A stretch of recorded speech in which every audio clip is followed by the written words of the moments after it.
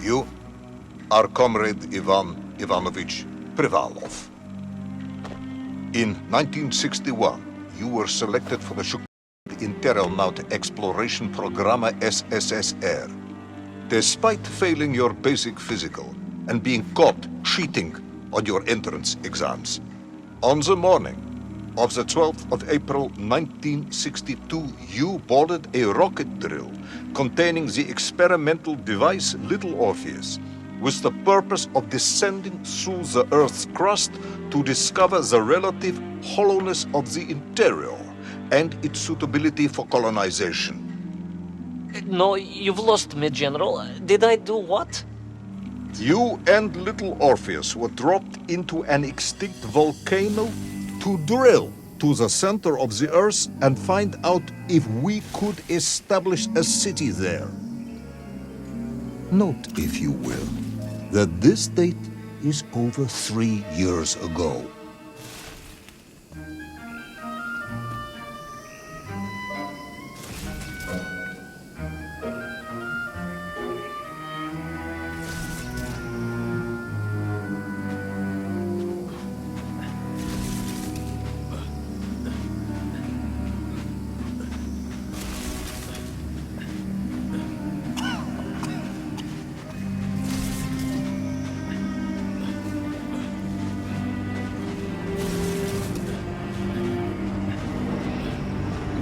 Ivan Ivanovich, can you describe Little Orpheus to me? Of course. It was large and round and had something of a disagreeable smell. I was referring to its technical specification. Well, General, I am no man of science, but it had this radio thing that I was supposed to use to let the surface know I had arrived, and some sort of battery wrapped in this lead box. But I was told to not touch anything under any circumstances, and I did notice the engineers who worked on it were quite a shifty bunch.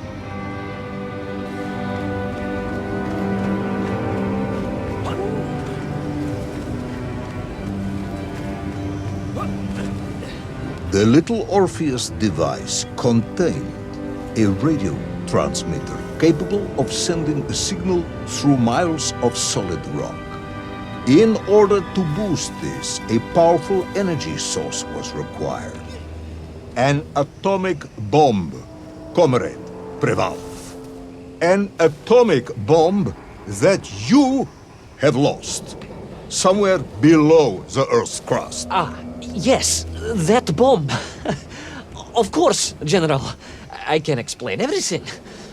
But it is a long and somewhat complicated story.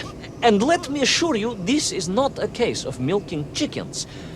But you won't understand where your bomb and Little Orpheus has ended up unless I start at the very beginning and you let me tell you where I've been for the last 3 years.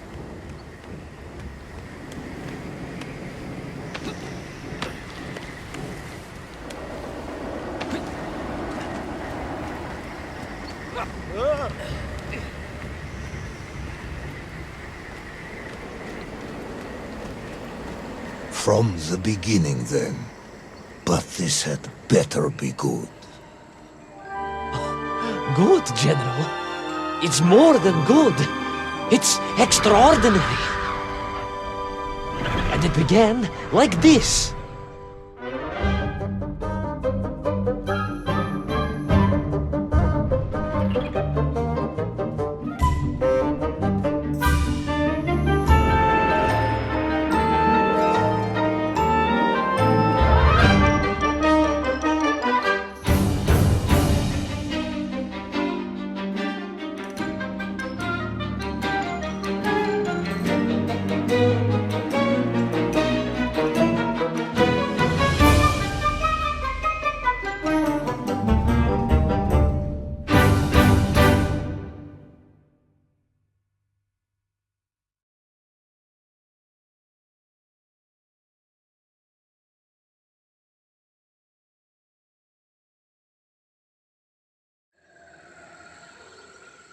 An extraordinary sight.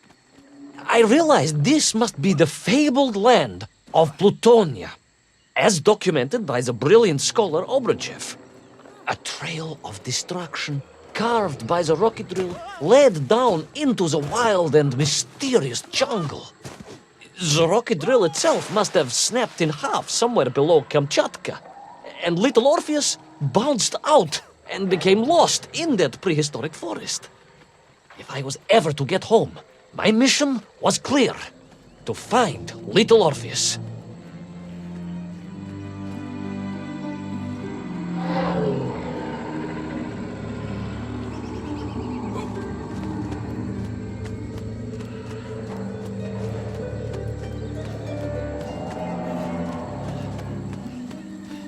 I steeled myself and plunged deeper into that prehistoric jungle where insects the size of dogs buzzed around. Dogs. What sort of dogs? I beg your pardon, General? Large dogs or small dogs? Big like an ovcharka or small like a barlonka? Does it really matter? Of course. Detail is all important. Ovcharka then, General. The size of an ovcharka. I find that very hard to believe. Would you find it easier if they were the size of a balanka? No. But I am enjoying your attempts to persuade me.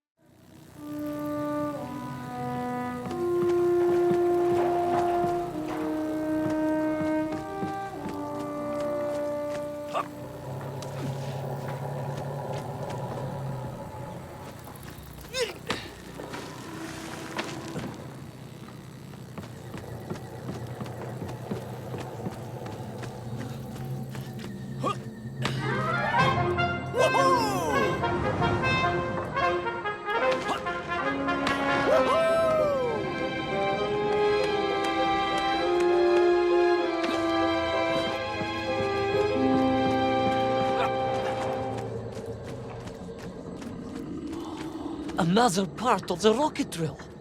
But still no sign of little Orpheus.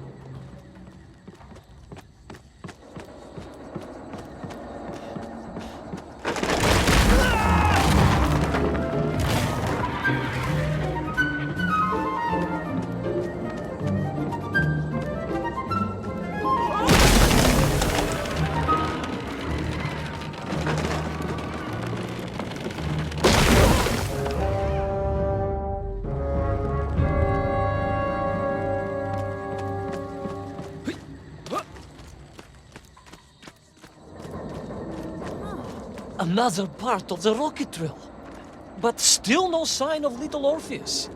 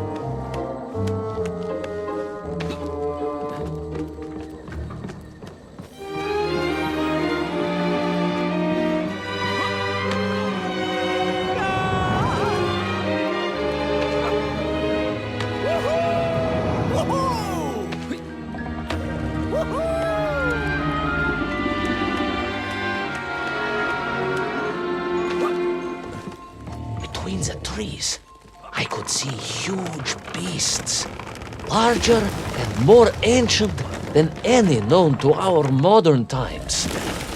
Could it be that Obruchev was right? And deep below the Earth's surface, prehistoric monsters still roam freely? Yes, but little Orpheus.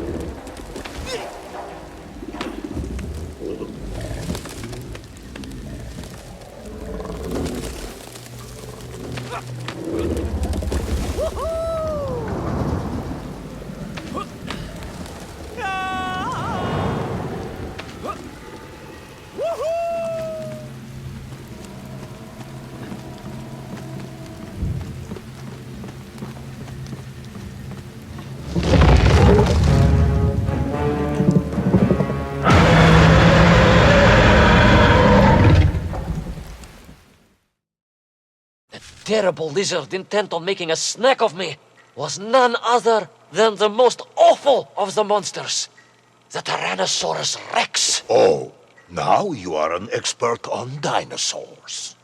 Hardly an expert, General. Just educated by the best schools in the world, like all good socialists. And I remembered one crucial thing. I'm listening. Well, its greed is without bottom, its hunger is ferocious, but its brain is absolutely tiny. So, it can roar and roar as much as it likes, but it will never be a match for the sharpened mind of the good Soviet worker.